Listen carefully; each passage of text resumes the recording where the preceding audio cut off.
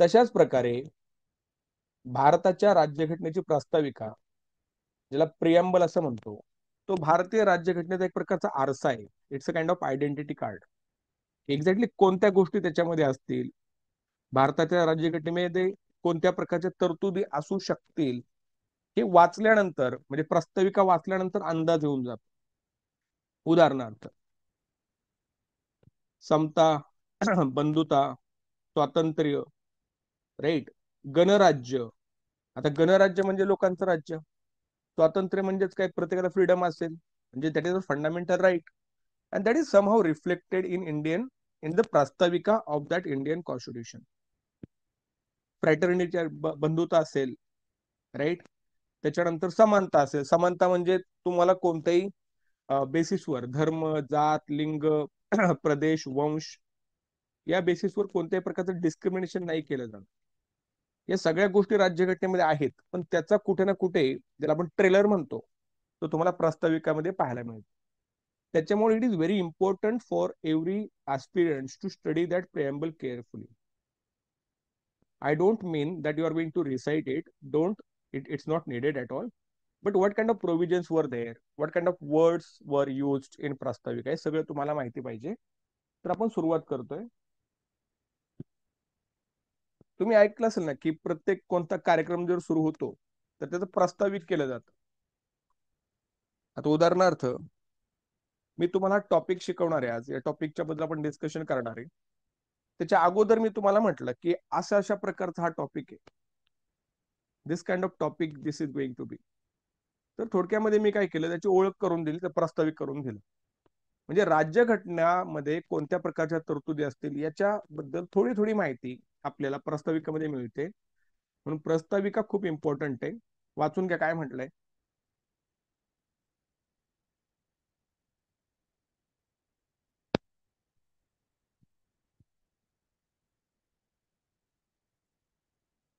भारताच्या राज्यघटनेच्या सुरुवातीला, इट्स अ नॉट प्रस्ताविका, इट्स प्रास्ताविका. तो शब्द चुकीचा झालाय बघा. प्रास्ताविका म्हणजे सरनामा देण्यात आलेला आहे.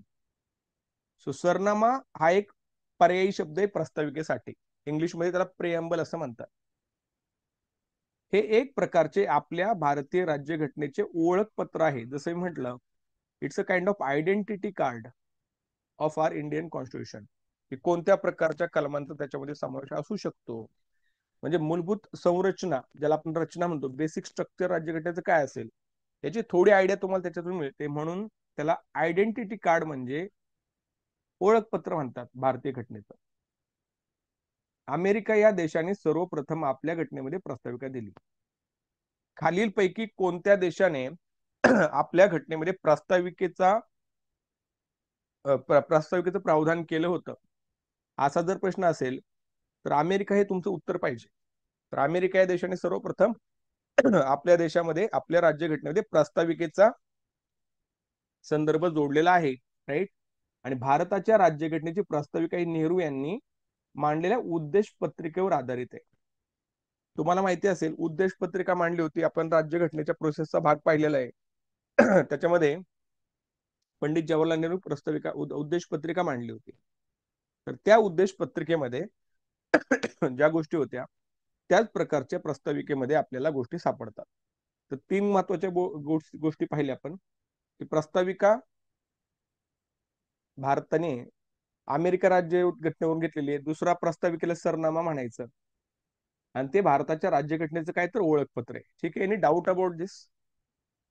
क्लिअर? कोणत्या कोणत्या लक्षात ठेवायच्या? प्रास्ताविका हा नेहरूंनी मांडलेला उद्देश पत्रिका होती.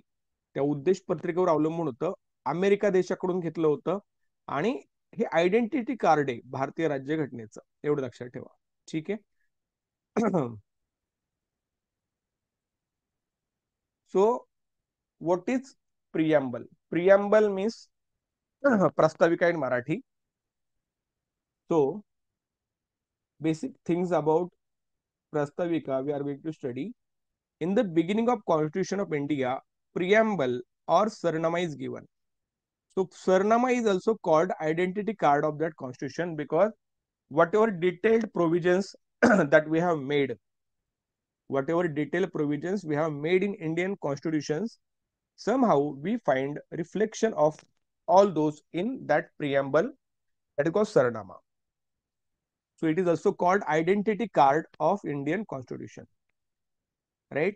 So which country was the first who introduced this preamble in its constitution? So it was USA, that is United States of America, was the first country to propose it to the constitution. The preamble to the Constitution of India is based on the letter of intent put forward by the Nehruji. So when this process of making of constitution was going on, so that time Nehruji had put the letter of objectives of intent, ज्याला उद्दिष्टांचा ठराव म्हणतो आपण. So it is based on that. Okay. So this is about Saranama. This is about preamble. It's an identity card. It is based on the proposal of put by Nehruji before making of Indian Constitution, that objective proposal. उद्दिष्टांचा ठराव ज्याला आपण म्हणतो. And USA was the first country in the world who introduced this preamble in its constitution. So from which country India has adopted the provision of preamble in constitution? If such kind of question is asked, you are going to select the option United States of America. Okay, that was the first slide of preamble part, that is Prastavika. Now we are going to move to the next one. Important part. संविधान सभेने उद्देश पत्रिका कधी मांडली होती बघा? 13 December 1946. This was the date. 13th of December 1946 या दिवशी संविधान सभेने उद्देश पत्रिका मांडली होती, लक्षात ठेवा. आणि 22 जानेवारी 1947 मध्ये या उद्देश पत्रिकेचा स्वीकार करण्यात आला होता. हे आपण ऑलरेडी पाहिलेलं आहे. या दोन गोष्टी आपण पाहिल्या. डेट्स दोन्ही महत्वाचे आहेत. Both dates are very important. म्हणजे उद्देश पत्रिका म्हणजेच काय की खालीलपैकी कोणत्या गोष्टी आपल्या संविधानात घ्यायच्यात, त्याचं एक ऑब्जेक्टिव्ह असते, एक इंटेन्शन असतं. त्याची पत्रिका मांडली होती 13th of December 1946. आणि संविधान सभेने, ज्याला आपण म्हणतो घटना समितीने, त्याचा स्वीकार केला होता 22 जानेवारी 1947. मग मला सांगा, उद्देश पत्रिका कोणी मांडली होती? इट वॉज द पर्सन ज्यांनी उद्देश पत्रिका मांडली होती, पंडित जवाहरलाल नेहरू. रिमेंबर दिस नेम, राईट? सो हे लक्षात ठेवा. आणि याच्यावरच बेस्ट आपली सरनामा आहे. Okay. So the objective letter was introduced in the Constituent Assembly on 13th of December 1946. This is very important line, important bits for the examination. 13th of December 1946. This was the date when this letter was put by Pandit Jawaharlal Nehruji. Mind it. And this proposal was adopted or accepted by the Constituent Assembly on 22nd of January 1947. These three bits are important. The first one, the preamble is based on objective letter which was proposed by Pandit Jawaharlal Nehruji before making of Indian Constitution. This is the first line. When was it put? It was put in 13th of December 1946. Who put it? Pandit Jawaharlal Nehruji. When was it adopted by the Constituent Assembly? On 22nd of January 1947. So these things are very important because preamble is based on letter of objective put by Pandit Jawaharlal Nehruji. So when we study preamble, we have to think about all these things as well, which are going to be at the background of it. Next thing that we are going to see, महत्वाचे शब्द. तर कोणते कोणते शब्दांचा समावेश भारताच्या राज्यघटनेच्या प्रास्ताविकामध्ये केलाय? खूप जास्त महत्वाचं. द फर्स्ट वर्ड इज सार्वभौम. पहिला सार्वभौम आहे, समाजवादी आहे, धर्मनिरपेक्ष आहे आणि लोकशाही गणराज्य आहे. I am going to explain each and every word in detail. प्रत्येक शब्द आपल्याला चांगल्या प्रकारे समजून घ्यायचा आहे, तरच प्रास्ताविका समजेल. राईट. त्याच्यानंतर हा जो पार्ट आहे, न्याय. न्याय म्हणजेच काय? जस्टिस. फ्रीडम म्हणजेच स्वातंत्र्य. समानता म्हणजे इक्वॅलिटी. आणि एकात्मता म्हणजे युनिटी. आणि बंधुता म्हणजेच काय? फ्रॅटर्निटी. इम्पॉर्टंट वर्ड्स आहेत बघा. कोणते कोणते? सार्वभौम, समाजवादी, धर्मनिरपेक्ष आणि लोकशाही गणराज्य. तरी टोटल वर्ड्स किती झाले? 9 वर्ड्स आर व्हेरी इम्पॉर्टंट आणि ते सगळ्यांचा तुम्हाला अर्थ माहिती पाहिजे. आता न्याय म्हणजेच काय? तर सार्वभौम म्हणजेच काय? समाजवादी म्हणजेच काय? धर्मनिरपेक्ष म्हणजेच काय? ऑल दीज थिंग्स या प्रत्येक स्लाइड आपण एक एक डिस्कस करणार आहे याची, की सार्वभौमत्व म्हणजेच काय, समाजवादी म्हणजे काय, तर या सगळ्या गोष्टी आपण पाहणार आहे. So these are important words that we are going to see in detail. Clear झालं?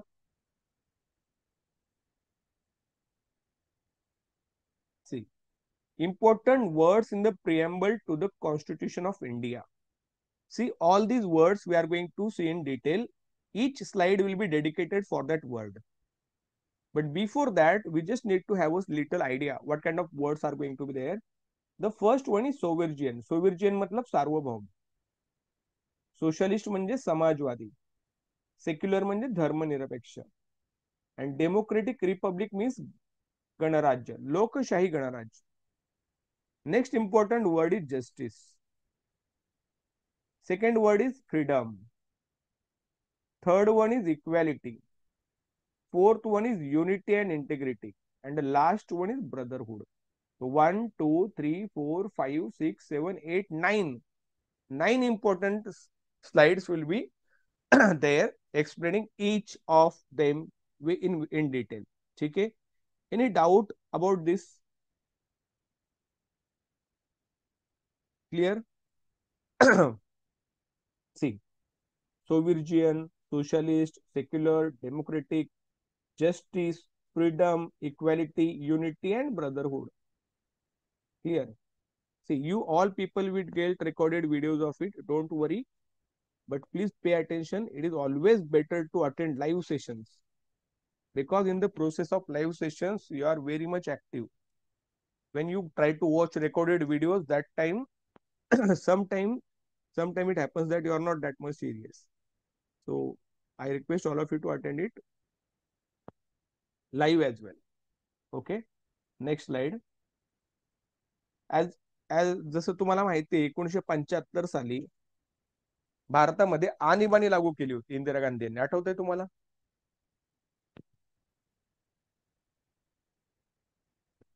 आठवतंय म्हणजे तुम्ही त्याच नव्हता. मी नव्हतो, पण आपण वाचलेले. 1975 मध्ये इंदिरा गांधी यांनी आणीबाणी लावली, त्याला इमर्जन्सी म्हणतो आपण. तो 1976 साली त्याच्यानंतर त्यांनी महत्वाच्या घटना दुरुस्ती केली. स्क्रीन दिसत नाहीये का?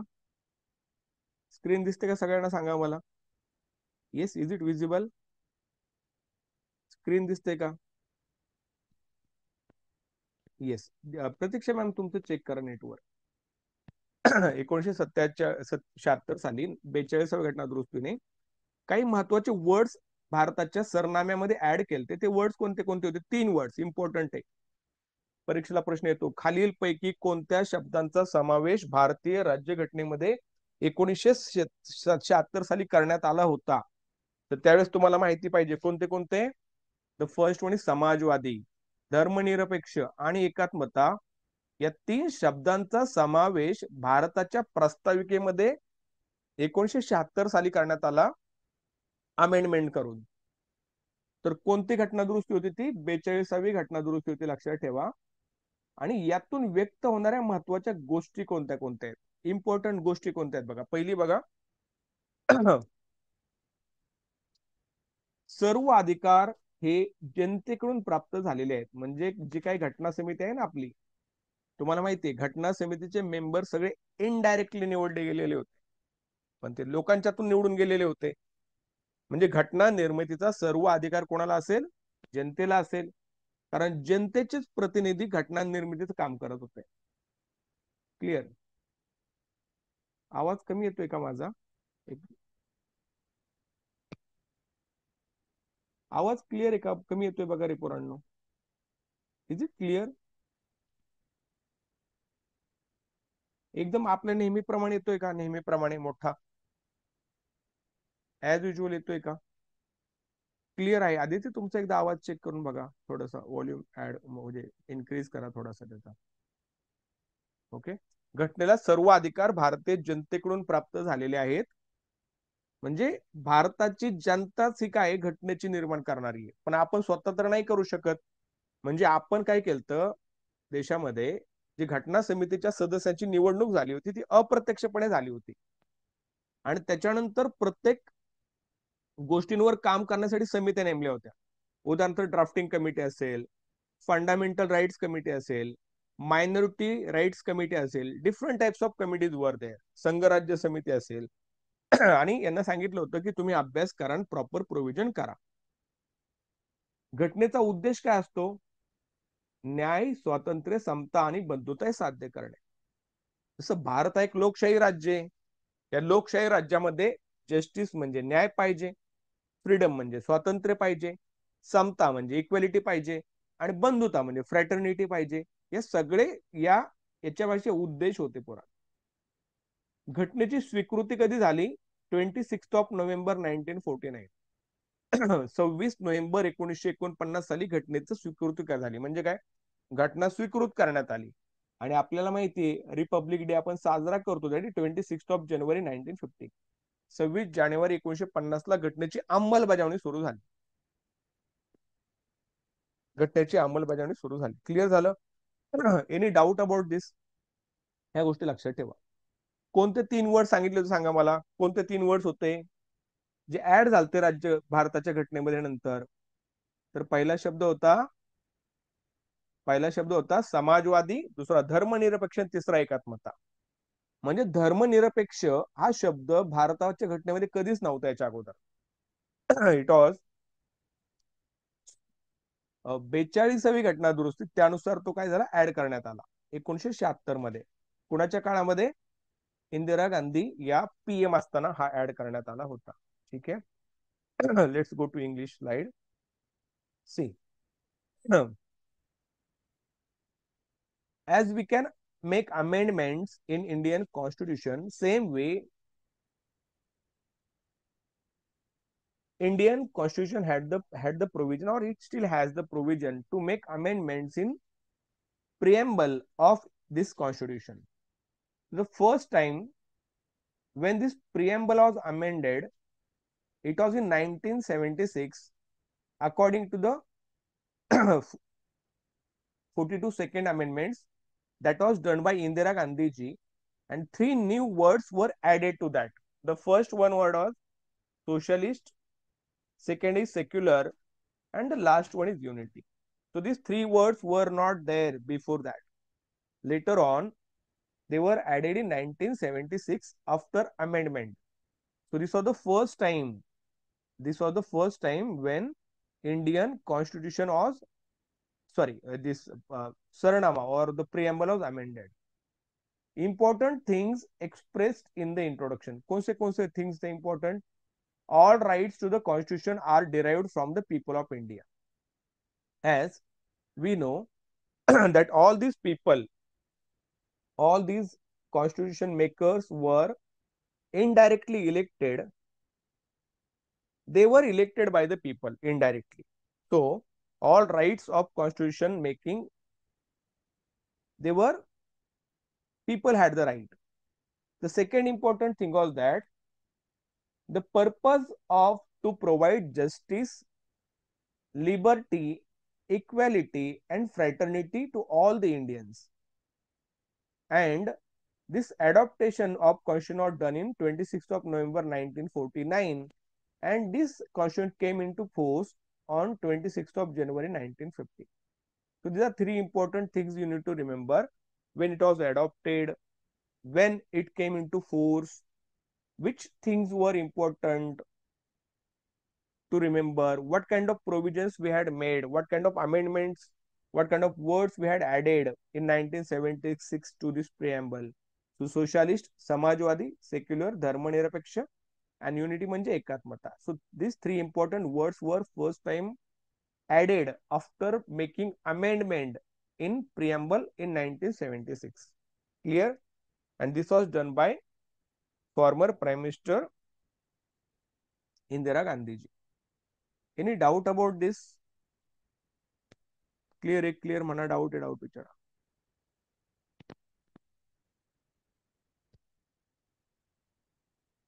क्लिअर? Done, let's move.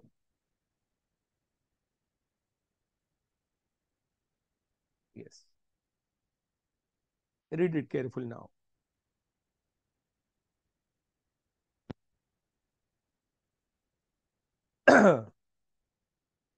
घटनेमध्ये वापरलेल्या महत्वाच्या संज्ञा, जसं मी तुम्हाला म्हटलं, all those words, each and every word, it has got the deep meaning. प्रत्येक जो शब्द घटनेमध्ये वापरलाय त्याला खूप डीप अर्थ आहे पुराण.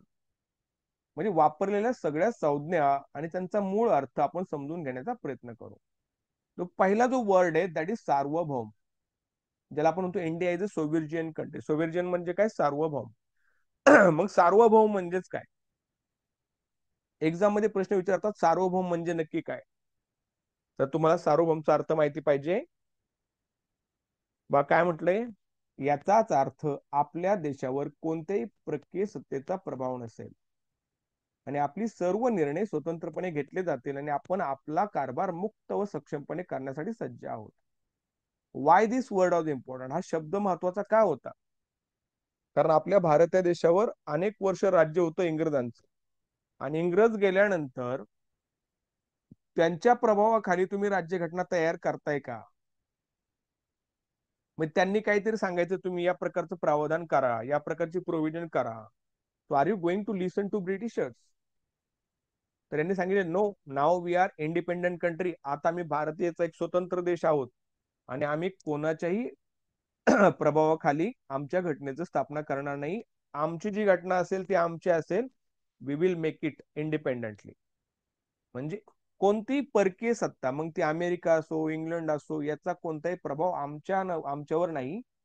We are free to make our constitution. आमचे सगळे निर्णय आम्ही स्वतंत्रपणे घेऊ, त्यासाठी आम्ही मुक्त आणि सक्षम आहोत.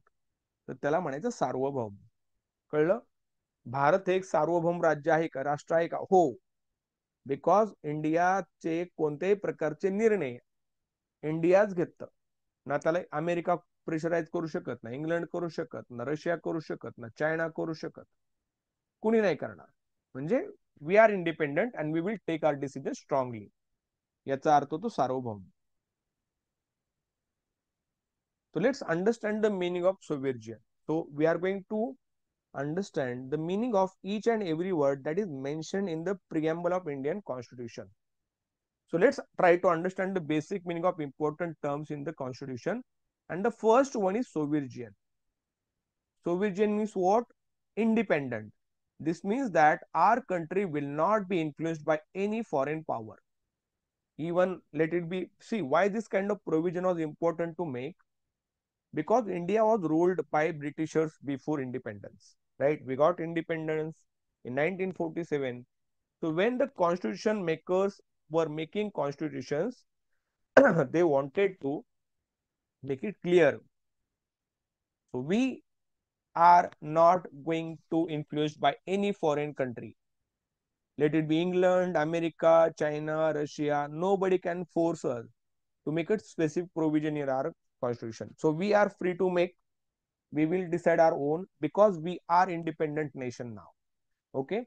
Then all decisions will be made independently. And we are free and capable of governing ourselves. So now no, see, you people might have heard when other European countries were telling Britishers to give freedom to India. So that time, a British officer had made a comment that these are ranty people, these are barbaric people, and we white people have been sent by the God to make them civilized. या रानटी लोकांना सुसंस्कृत बनवण्यासाठी आम्हाला देवाने पाठवलंय. And that is white's man burden. White's man burden म्हणजेच काय? आमच्या लोकांवर हे देवाने दिलेलं ओझ आहे की ही जे रानटी लोक आहेत ना, हे जो अनसिव्हिलाइज्ड पीपल है, उनको सिविलाइज करना है हमें. So we have been send by the god and it is whites man burden.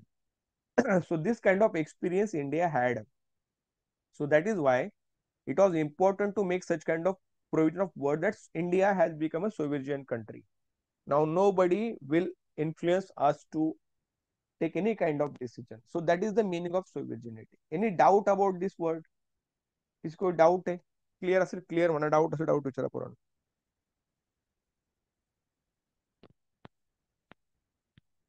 Is that clear?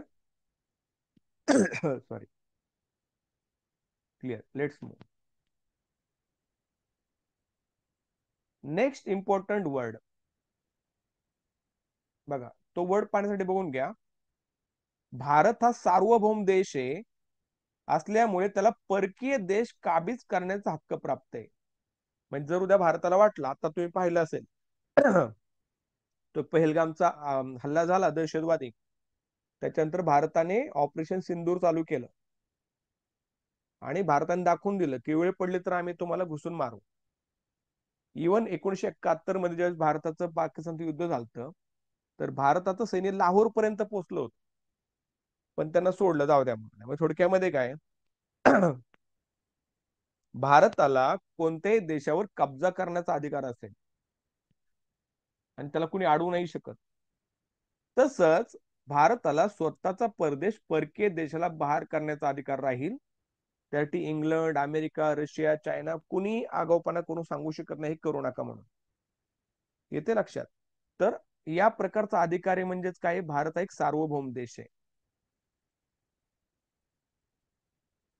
Pooja madam हा प्रास्ताविक आहे. प्रास्ताविक म्हणजे प्रिएम्बल, म्हणजे भारतीय राज्यघटनेचं प्रास्ताविक म्हणून एक टॉपिक आहे बघा. हा प्रास्ताविक आपण डिस्कस करतोय आता, आणि त्या प्रास्ताविकेमध्ये असलेला प्रत्येक शब्द आपण डिटेलमध्ये पाहतोय कारण त्याचे क्वेश्चन्स विचारले जातात. पुढे बघा. आंतरराष्ट्रीय संघटनेचं सदस्य स्वीकारणे नाकारणे ही पूर्णतः देशाचा निर्णय असेल. हा पूर्णतः देशाचा निर्णय असेल आणि तो कोणत्याही प्रभावाविना भारत घेईल. म्हणजे समजा सॉरी, कॉमनवेल्थ म्हणून एक कॉमनवेल्थ कंट्रीज असतात. कॉमनवेल्थ कंट्रीज कोणत्या माहितीये का, ज्या देशांवर भारत इंग्रजांनी राज्य केलं होतं त्या सगळ्यांना कॉमनवेल्थ म्हणतात. मग भारताने कोणत्या आंतरराष्ट्रीय संघटनेचा भाग व्हावं किंवा नाही, हा सर्वस्वी निर्णय कोणाचा असेल, भारताचा असेल. भारताला कोणी सांगणार नाही तू आमचा भाग घे, आमच्या सदस्य हो. निर्णय भारत घेईल. म्हणजे सार्वभौम म्हणजेच काय बघा, सार्वभौम म्हणजे देशाला स्वतःच अस्तित्व आहे. आमचे निर्णय आम्ही घेणार, आम्हाला कोणी प्रेशराईज नाही करू शकत. आम्ही परकीय प्रदेश काबीज करू शकू एक देश म्हणून. इव्हन गरज पडली तर आम्ही आमच्या देशाचा काही भाग दुसऱ्या देशाला देऊ शकू. आणि हे करताना आम्हाला कोणत्याही आंतरराष्ट्रीय पातळीवर कोणत्याही देशाला विचारायची गरज नाही. कोणत्या संघटनेचा भाग व्हायचा असेल तर आम्ही होऊ, नाही व्हायचं तर नाही होऊ, आम्हाला कुणी प्रेशराईज नाही करू शकत. That was the meaning of सार्वभौमत्व. बघा पुढे काय म्हटलंय, राईट. तर ह्या स्लाइडचं काय मी इंग्लिश ट्रान्सलेशन नाही केलेलं, पण मी थोडक्यात सांगतो की India as a country will have the power to capture or to get part of any country. So let's example of Pahalgam attack, Operation Sindoor. If Pakistan decides now POK, Pak occupied Kashmir, Pakistan occupied is illegally. It's not Pakistan's part, but still India is not India. So far, India has not never tried to snatch that part for India itself because of international pressure, right? But if time demands, India can do that. India will have power to capture foreign countries' land. Even if time comes, India will be able to give particular piece of land to the other countries as well. And this kind of decision will be taken by Indian government only. No other foreign power will influence us. Same way, if India wants to become a part of or a member of any international organization, that will be completely India's decision. No foreign country will force India to accept the membership or decline it. It will be completely independent decision by the Indian government. So that is again in another part as a sovereign country of India. Next word that we are going to learn, that is Samajwadi. समाजवादी, भारत हा समाजवादी देश आहे का लोकशाही देश आहे सांगा मला? साम्यवादी समाज बघा, साम्यवाद, समाजवाद आणि लोकशाही हे तीन वेगळ्या प्रकारच्या गोष्टी आहेत. म्हणजे साम्यवाद म्हणजेच काय, सगळे समान राहतील, ऑल विल बी इक्वल. लोकशाही म्हणजे काय, सगळ्या लोकांना स्वतःचा अधिकार असेल. समाजवाद हा साम्यवादाला जवळ जाणारा शब्द. म्हणजे पंडित जवाहरलाल नेहरूंना सुरुवातीपासूनच समाजवादाबद्दल आकर्षण होतं. समाजवाद म्हणजेच काय, सगळे लोक समान पाहिजेत, कोणी गरीब नको, कोणी श्रीमंत नको, म्हणजे इक्वॅलिटी पाहिजे. आता हा शब्द केवळ प्रस्ताविकेमध्ये आढळतो. भारत हा लोकशाही देश आहे, समाजवादी देश नाहीये, but still this word we find in प्रस्तावना. समाजवादी हा शब्द फक्त आपल्या प्रस्तावनेत पाहायला मिळतो. आणि तो कधी टाकण्यात आलाय? 1976 साली 42व्या घटना दुरुस्तीने हा शब्द प्रस्ताविकेमध्ये टाकण्यात आला. इम्पॉर्टंट बीट्स आहे, लक्षात ठेवा. म्हणजे समाजवादी, socialist, this word was not there. समाजवादी हा शब्द अगोदर नव्हता. कुठं कुठं नव्हता? प्रस्ताविकेमध्ये नव्हता. आता तो आहे. कधी? 1976 मध्ये टाकण्यात आला. याच्यामध्ये समाजवाद शब्द टाकलाय, परंतु अर्थ स्पष्ट केलेला नाहीये. आता याचा अर्थ काय होतो? की तुम्ही लोकशाही सोडून समाजवादी व्हायचं का? तर नाही. आपला कसा समाजवाद आहे? लोकशाही समाजवाद. म्हणजे यामध्ये खाजगी संपत्ती आणि सार्वजनिक संपत्ती या दोन्हींचं सहअस्तित्व आढळते.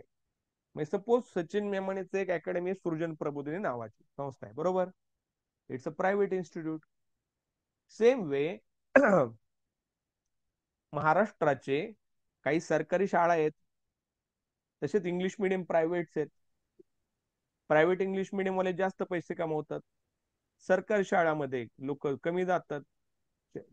शिक्षकांना पगार जास्त, तो भाग वेगळा, बरोबर? म्हणजे थोडक्यामध्ये काय, भारत या देशामध्ये प्रत्येक माणसाला स्वतःची प्रगती करण्याचा अधिकार असेल. म्हणजे तो खाजगी संपत्ती पण असेल आणि सार्वजनिक संपत्ती सुद्धा असेल. ठीक आहे? म्हणजे याचा मूळ उद्देश असेल की लोक कल्याणकारी राज्य निर्माण करणे. उद्देश तोच आहे की सगळ्या लोकांचं कल्याण झालं पाहिजे. अशा प्रकारे आपल्याला समाज रचना आणि ज्याला आपण म्हणतो राज्य रचना निर्माण करायची, म्हणून समाजवादी हा शब्द त्याच्यामध्ये टाकण्यात आला. कधी टाकण्यात आला? 1976 मध्ये. समाजवाद म्हणजेच काय? सगळे लोक समान असतील, सगळ्यांना समान संधी मिळेल, गरीब कुणी नसेल, जास्त श्रीमंत आणि गरीब याच्यामध्ये जास्त भेद नसेल, एका बाजूला मुकेश अंबानी आणि एका बाजूला रस्त्यावर बेघर असणारा माणूस, अशा प्रकारचा त्याच्यामध्ये काय नसेल, भेदभाव नसेल. पण तो दुर्दैवाने आहे भारतामध्ये, आपण ते नाकारू शकत नाही. ठीक आहे? समाजवादी शब्दाबद्दल काही डाऊट आहे का? पूर्ण विचारा मला. Any doubt? समाजवादी रचना कळली का? आता समाजवादी रचना बघा, मी नीट सांगतो, नीट ऐका. भारताला आता सुद्धा अमेरिकेपेक्षा रशिया जवळचा वाटतो, तुम्हाला माहिती असेल. याचं कारण आहे, अमेरिका, सॉरी, रशिया आणि भारत हे परंपरागत मित्र आहेत नेहरूंच्या काळापासून. आणि रशियामध्ये साम्यवाद होता, माहिती आहे तुम्हाला. जसं चायना, क्युबा आणि रशिया हे पूर्णपणे साम्यवादी कंट्री, म्हणजे समाजवादी. एक प्रकारे देशाच्या विकासासाठी काही होईल. लोकशाहीमध्ये त्या गोष्टी नसतात, लोकांचे हक्क पण महत्वाचे असतात. साम्यवादी देशामध्ये तसं नाही, देश महत्वाचा. तर या कुठल्या ना कुठल्या विचाराने प्रभावित नेहरू पण होते. तोच प्रभाव आता सुद्धा त्यांच्या ह्याच्यामध्ये दिसला, म्हणून आपण काय झालं, 1976 मध्ये 42व्या घटना दुरुस्तीने याचा समावेश त्यांच्या मुलीने केला. कुणी केला? इंदिरा गांधी यांनी केला, लक्षात ठेवा. म्हणजे 1955 मध्ये काँग्रेस एक अधिवेशन झालं होतं आवडी, तामिळनाडूमध्ये आवडी एक नावाचं शहर आहे. त्या आवडी नावाच्या शहरामध्ये एक अधिवेशन झालं होतं. त्याच्यामध्ये ऑफिशियली काँग्रेसने समाजवादी समाज रचनेचा स्वीकार केला होता. की समाज रचना कशी पाहिजे? समाजवादी पाहिजे. त्याच्यामुळे समाजवादाकडे आपला प्रभाव हे कायमच होता. आणि शेवटची लाईन बघा, 1991च्या उदारीकरण धोरणामुळे हा विचार मागे पडला. म्हणजे 1991 नंतर आपण काय केलं? उखाजा. उखाजा म्हणजे काय? उदारीकरण, खाजगीकरण, जागतिकीकरण हे स्वीकारलं. त्याच्यामुळे लोक कल्याणकारी राज्याची कल्पना मागे पडली. तरी समाजवादी बद्दल होतं. काय म्हटलंय बघा, what does in by socialist? Socialist word is nowhere, it is only in preamble. And this word was added in 1976 according to 42 amendment which was made by Indira Gandhi ji when she was prime minister. It was done after the emergency which was laid in 1975. It was inserted it to term into the preamble. The constitution does not specify the meaning of socialism. In that constitution, only in preamble we find this word socialist. That is only word is mentioned. कि लोकशाही धर्मनिरपेक्ष समाजवादी समाज रचना करणे ध्येय असं. But what does it mean by samajwad? That is nowhere mentioned. That's what it means, that democratic socialism. So what kind of meaning should be deferred? That is socialist. Sorry, democratic socialism. In this democracy, socialism, there is coexistence of both private wealth as well as public health. Public wealth भी होगा, private wealth भी होगा. Every individual will get opportunity to grow his wealth. Same way, there will be existence of public property as well, private property as well. Its original purpose was to create the welfare state. So Samajwadi means what? Samaj ke liye, the something which is for only society. So Pandit Jawaharlal Nehru was influenced by Samajwad. When in 1955, there was a city called Audi in Tamil Nadu. In that city, when Congress, what we can say, Adhivesan was held, in that time Pandit Jawaharlal Nehru declared that socialist social structure, समाजवादी समाज रचना हे आमचं उद्दिष्ट असेल. Okay, so that time he had mentioned that word, and after his death in 1964, when his daughter Indira Gandhi was the prime minister, she adopted this word and inserted it into the preamble of Indian Constitution. Okay, this idea has been left out behind since 1991 liberation policy. So what is liberalization policy? That we'll study in economics. Don't worry about this. Any doubt about this socialism? इथपर्यंत काय doubt आहे का?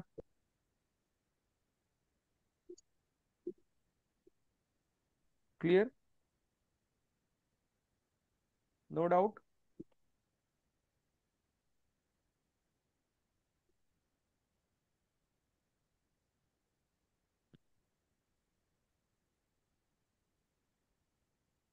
Next word is धर्मनिरपेक्ष.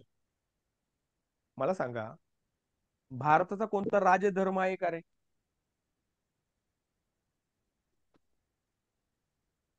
भारतामध्ये 80% लोक हिंदू आहेत.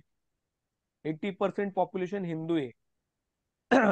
पण भारत हे हिंदू राष्ट्र नाहीये. आहे का हिंदू राष्ट्र? म्हणजे काही लोक म्हणतात बीजेपीचा अजेंडा हिंदू राष्ट्र करणे वगैरे. काय खरं काय खोटं आपल्याला माहिती नाही.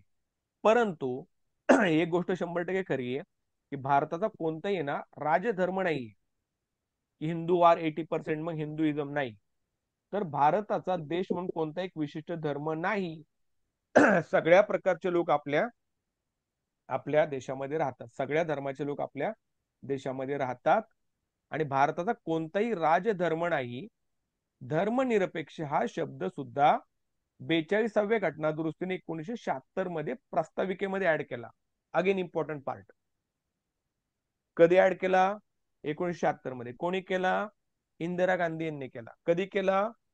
42व्या घटना दुरुस्तीने केला. म्हणजे धर्मनिरपेक्ष हा शब्द पहिला राज्यघटनेमध्ये नव्हता. It was introduced by Indira Gandhiji. कधी केलं? 1976 मध्ये. या देशातील प्रत्येक नागरिकास स्वतःच्या धर्माचे आचरण करण्याचा पूर्ण अधिकार आहे. धर्माच्या आधारावर कोणत्याही प्रकारचा भेदभाव केला जात नाही. म्हणजे बेस्ड ऑन रिलीजन तुमच्याकडे कोणताही तुम्हाला भेदभाव नाही केला जाणार. तुम्ही या धर्माचे आहात, तुम्ही त्या धर्माचे आहात, असं काही नाही. सगळ्या धर्माचे लोक भारताचे समान नागरिकत्व एन्जॉय करतात. कोणताही दुय्यम दर्जाचा नाही. सगळे धर्म समान आहेत. राईट. म्हणजे भारतीय राज्यघटनेच्या कलम 25 ते 28 मध्ये जे मूलभूत हक्क दिलेले आहेत त्याच्यामध्ये आपण धर्म स्वातंत्र्याचा उल्लेख केलेला आहे. की प्रत्येकाला स्वतःच्या धर्माचा आचरण करण्याचा, प्रसार करण्याचा अधिकार असेल. आणि तो कोणताही न्याय संस्था, कोणतीही राज्य संस्था किंवा कोणतीही बाकीची संस्था तो कधीच हिरावून नाही घेऊ शकत. तो धर्मनिरपेक्ष हीच महत्वाचं वैशिष्ट्य आपल्या भारताचं आणि त्याचा उल्लेख कधी झाला 1978 मध्ये 42व्या घटना दुरुस्तीने. अर्थ काय होतो की भारताचा कोणताही रॉयल रिलीजन नसेल, कोणताही राजकीय धर्म राज्य धर्म नसेल, सगळे धर्म समान असतील, सगळे लोक समान असतील. ठीक आहे. पुढे काय म्हटलंय बघा. What does it mean by secularism? So धर्मनिरपेक्ष means secular, and this secular word was not there in Indian constitution. It was introduced by Indira Gandhi ji in 1976 after amendment, and this amendment was made in case of preamble as well. Three important words were added, and one of the word was secular.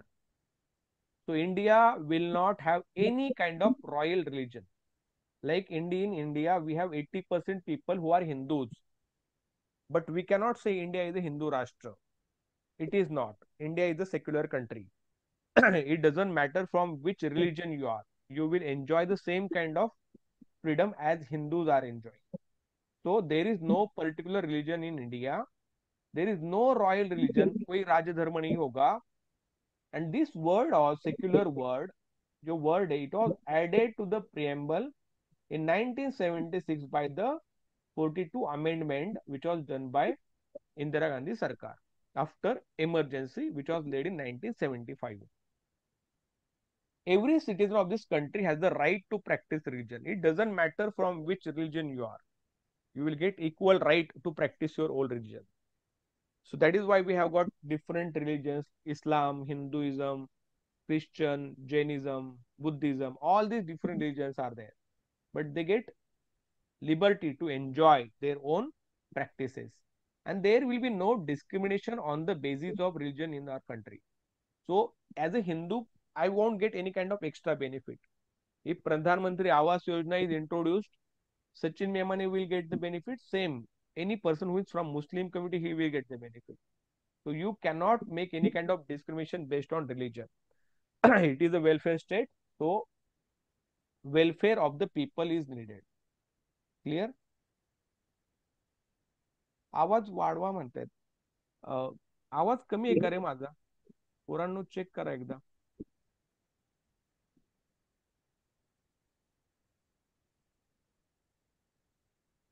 बाकीच्यांचं काय म्हणणं आहे? Clear आहे ना नेहमीप्रमाणे? पूजा ma'am, तुम्ही थोडं तुमच्या मोबाईलचा तो एकदा चेक करून बघा एकदा वॉइस. आवाज थोडा कमी आहे का? जस्ट एक मिनिट आम्हाला चेक करू द्या जरा. एकदा मी पूर्ण सगळे माईक चेक करतोय, तुम्ही चेक करून सांगा मला. अच्छा, कोणाच तरी आवाज चालू येत आहे. कोणाच तरी आवाज येतोय. कुणीतरी माईक ऑन करू नका कोणी प्लीज. हा, प्रतीक्षा मॅम तुमचा आवाज चालू आहे. हा, मेक शुअर बर का तुम्ही स्वतःचा माईक बंद ठेवा. आता येतोय का क्लिअर? चेक करा. थांबा जरा, काय माईकला प्रॉब्लेम झालाय.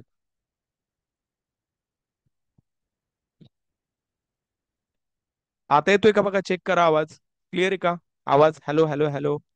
Mic check, mike check. 1 2 3. Clear बघा, चेक करा एकदा आवाज येतोय का. क्लिअर येतोय? ठीक आहे, आता असाच माईक घेऊन बसतो. ठीक आहे, चालेल, नो इश्यू. मी माईक आता हातातच घेऊन बसतोय. ठीक आहे. काय म्हटलं मी की there will not be any royal religion and we have got the provision of fundamental rights in Indian constitution. म्हणजे भारतामध्ये आपण काय केलंय, प्रत्येकाला मूलभूत हक्क दिलेले आहेत पोरांनो. आणि आर्टिकल 25 to 28 याच्यामध्ये आपण जे अधिकार आहेत ना, those are fundamental rights to the freedom of religion. So according to Article 25 to 28, every person will enjoy his own practices of religion. Nobody will stop him doing so, right? But again, important is that it should not be a kind of an obstacle for the other people. That is one important thing. So India is a secular country, yes or no? Yes, India is a secular country.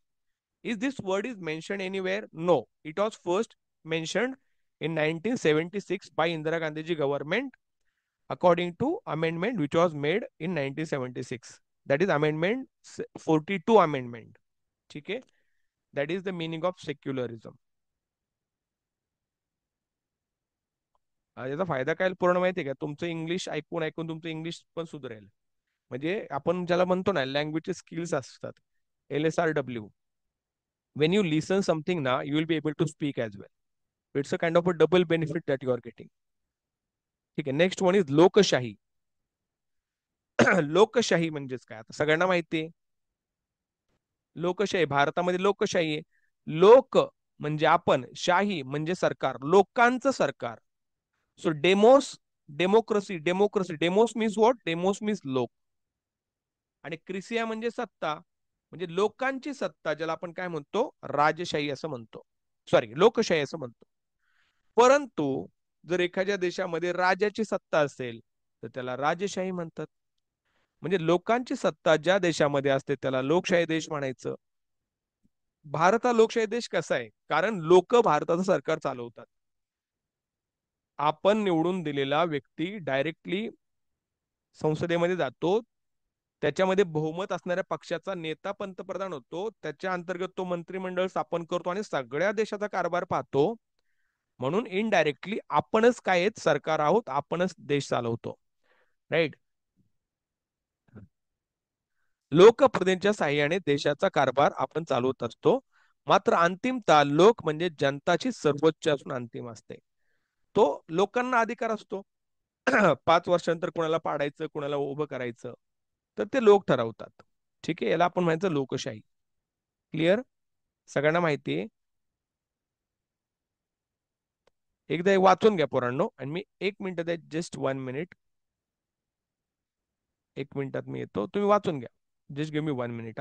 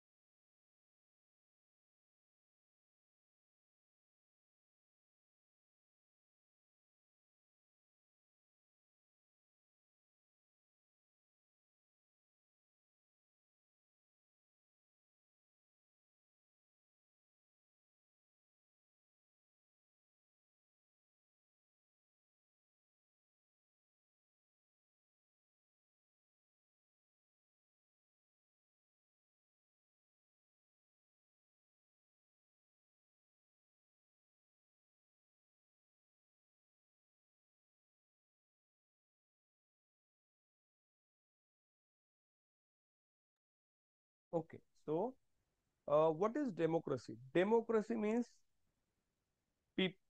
government by the people, for the people, right?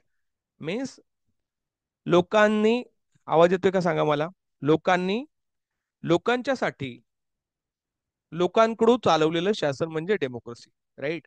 So demos word, it means people. Demos means what, people. And Krishya means power.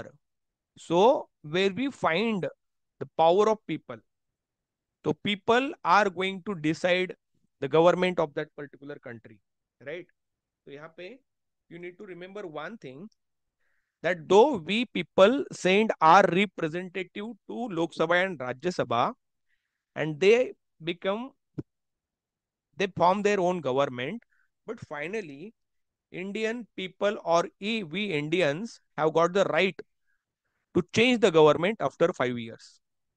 If you think that your government is not good, you can change it. You have got the power of voting, right? So the countries in which people have power can be called democratic countries. It runs the country and state with the help of representatives of the people. So I, as the Sachin Memane, cannot make a law for my country, for my welfare of my own. So I have sent my representatives, and those representatives are going to make laws for the welfare of all Indian people. So that is the beauty of democracy. And even if that representative is not working properly, you have got the right to take him out, kick him out after 5 years with the help of the power of your vote. Okay. So, but in the end, it is the people who are supreme and the ultimate. So, whatever Amdar, Khasdar we have, they are not supreme because they are made by you. You can snatch their chair, you can throw them out after 5 years when next election is going to be there. So, that is the power of democracy, and this word is again mentioned in the preamble. The next word, next slide. आता ही लोकशाही कोणत्या प्रकारची असते? पूर्ण दोन प्रकारची लोकशाही असते. एक असते प्रत्यक्ष आणि दुसरी अप्रत्यक्ष. भारतामध्ये कोणत्या प्रकारचे सांगा मला? What kind of democracy that we have in India?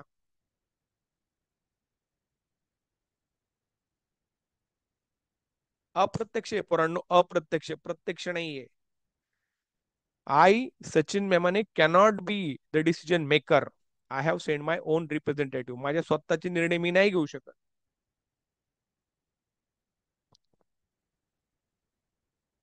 मग प्रत्यक्ष लोकशाही म्हणजेच काय?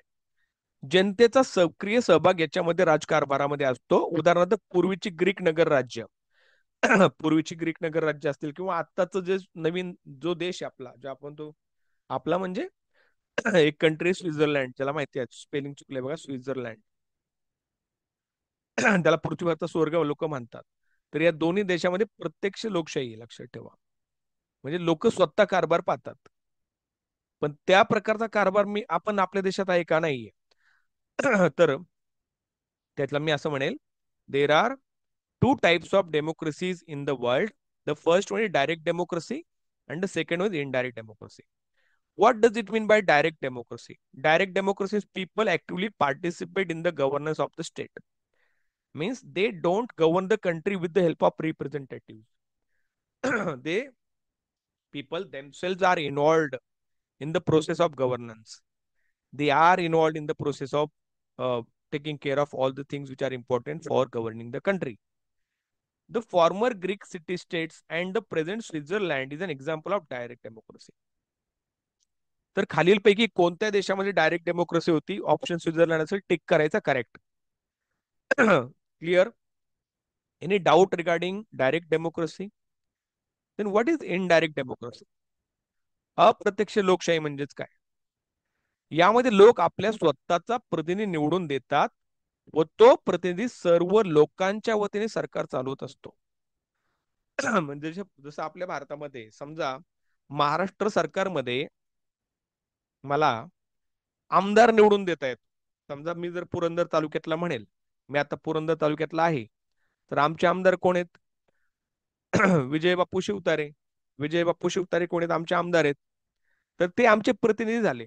ते आमच्या मतदारसंघाचं प्रतिनिधित्व करतात विधानसभेमध्ये.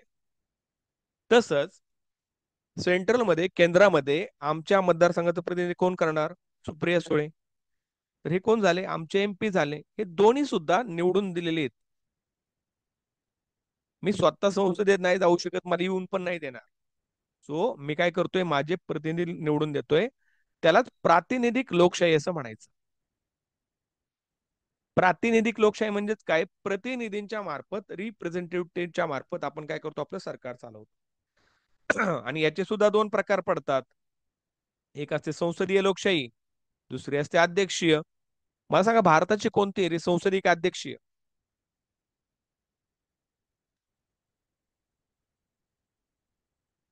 भारताची आहे संसदीय लोकशाही, अध्यक्षीय नाहीये.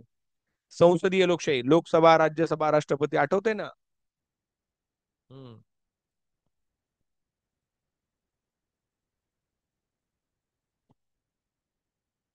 अप्रत्यक्ष लोकशाही बद्दल काय डाऊट आहे कोणाला? प्रत्यक्ष समजलं? So the second type of democracy is that indirect democracy. So what is indirect democracy? Indirect democracy means I, Sachin Memane, cannot actively participate in the process of governance. So what I do, I elect my own representatives and I send them to Lok Sabha and Vidhan Sabha. And those people are involved in the process of governance. उनमें से सरकार बनाई जाएगी and they are going to govern the country. Right? Suppose if I am from Purandar Taluka, Pune district, so sorry. Vijay Bapu Shivtare. He is going to the MLA of Purandar constituency, Purandar Haveli. So he is my representative who represents my constituency and my people in Vidhan Sabha. He is the member of Legislative Assembly. But when we think about the central, that time, Supriya Sule, she is the MP of my constituency, that is Baramati Matadar Sangha. So we have elected her, and she is in center, she is in Lok Sabha, she is MP, she is member of parliament. So we people are not involved in the process of lawmaking. We are not directly involved in the government, but we people try to govern the country with the help of our representatives, right? The representative runs the government on the behalf of the people. It is called representative democracy. So what is representative democracy? Representative democracy means people elect their representatives and they send them to the Vidhan Sabha and Lok Sabha, and on the behalf of the people, they govern the country. So there are two different types of indirect democracy. The first one is parliamentary and the second one is presidential. India has got the parliamentary democracy. What exactly that means, we are going to see. Let's move. गणराज्य, गण म्हणजेच लोक. Important word आहे बघा. गण म्हणजेच काय, लोक. लोकशाही शासन पद्धती दोन प्रकारची असते, घटनात्मक राजेशाही आणि गणराज्य. तुम्हाला माहिती आहे का, म्हणजे गेटवे ऑफ इंडिया, कुणी गेले मुंबईला पाहिलं का? गेटवे ऑफ इंडिया आहे. गेटवे ऑफ इंडिया पाहिले का मुंबईला? आहे ना तिथं. येस. तर ते बांधलं 1911 साली, 1911 मध्ये. का? तर त्यावेळेस ब्रिटनचा राजकुमार येणार होता भारताच्या भेटीला, त्याच्या स्वागतासाठी ते बांधलंय. विचार करा, बांधायची सुरुवात कधी झाली असेल. त्याला गेट ऑफ इंडिया आपण म्हणतो, आणि तिथं आपण जाऊन फोटो काढतो, राईट का नाही? असू द्या. थोडक्यामध्ये काय, ब्रिटनमध्ये राजेशाही पुराण, म्हणजे लोकशाहीच आहे ब्रिटनमध्ये. परंतु जसं आपला राष्ट्रपती असतो ना, त्यांचा राजा असतो. राजा किंवा राणी असते. मग एलिझाबेथ, व्हिक्टोरिया, जॉर्ज, तुम्ही नाव ऐकले असतील. तर लोकशाही शासन पद्धती दोन प्रकारचे असते. घटनात्मक राजेशाहीमध्ये राजा किंवा राणी हे वंश परंपरेने आपले पद धारण करतात. मला सांगा, भारतामध्ये राष्ट्रपती वंश परंपरेने होतो का रे? राष्ट्रपती वंश परंपरेने नाही होत, निवडला जातो अप्रत्यक्षपणे, माहिती असेल तुम्हाला.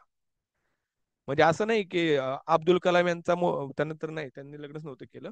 पण समजा आता रामनाथ कोविंद असतील, त्यांचा कोण मुलगा असेल, तर तसं नसतं. राष्ट्रपती हे पद कसं आहे आपल्या इथं, फक्त 5 वर्षांसाठी असतं. पण इंग्लंडचा राजा, त्याचा पोरगा राजा का बेटा ही राजा बनेगा. म्हणजे राजामध्ये तिकडे राजेशाही आहे. मग ते मानाचं पद आहे, त्याला थ्रोन म्हणतात, सिंहासन. त्याला मान दिला जातो. मग उदाहरणार्थ युनायटेड किंगडम, इंग्लंडमध्ये काही राजेशाही आहे, घटनात्मक राजेशाही आहे.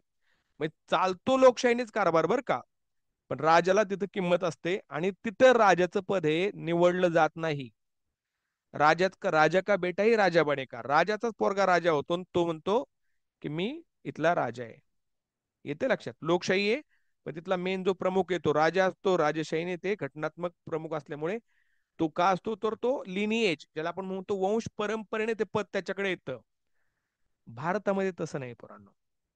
गणराज्य म्हणजे लोकांचं राज्य, लोगों का राज्य. हा पे राजा का बेटा राजा नाही बनेगा. आठवतो डायलॉग रॉकी भाईचा? म्हणजे इथं राष्ट्रप्रमुख हा लोकांद्वारे प्रत्यक्ष किंवा अप्रत्यक्षरित्या निवडला जातो. भारतामध्ये राष्ट्रपती पद हे 5 वर्षासाठी लोकांद्वारे अप्रत्यक्षपणे निवडून दिले जाते. म्हणजेच गणराज्यामध्ये लोकांच्या हाती अंतिम सत्ता असते. येते लक्षात? म्हणजे भारत या देशामध्ये कोणतंही पद, मग राष्ट्रपती असू द्या, पंतप्रधान असू द्या, राज्यपाल असू द्या, वंश परंपरेने तुम्हाला ते मिळत नाही. ते तुम्हाला निवडून घ्यावं लागतं. त्याची अप्रत्यक्षपणे किंवा प्रत्यक्षपणे निवड करून घेतली जातं. याला आपण गणराज्य म्हणायचं. म्हणजे अंतिम राज्य लोकांचं आहे पुराण. Is that clear? In doubt about this? Clear आहे? तो व्हॉट इज रिपब्लिक? रिपब्लिक काय बघा आता ते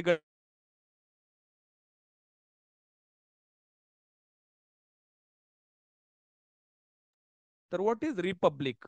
रिपब्लिक म्हणजेच काय? See, let's make comparison between two countries, United Kingdom and India. In United Kingdom, we find queen and king, and this kind of throne they get as a part of their inheritance lineage. उनको जो राजगद्दी मिलती है ना, वो lineage के तरह मिलते हैं, वंश परंपरा ने मिलता. So there are two type of democracy. The first one is constitutional monarchy. Monarchy means Rajashahi, and the second one is republic. Republic means ultimate power will be in the hands of government, people only. Are you getting my point? See, in constitutional monarchy, the king or queen holds their office by lineage. The United Kingdom, for example, in the republic system, the head of the state is directly or indirectly elected by the people. In the republic system, India is a republican country because here the president is selected directly or indirectly by the people of India. We don't have any kind of lineage or inheritance in that post. In India, the office of the president is directly elected by the people. That is for the period of 5 years. The in a republic, the ultimate power is in the hands of the people. So that is called republic. Any doubt about republic?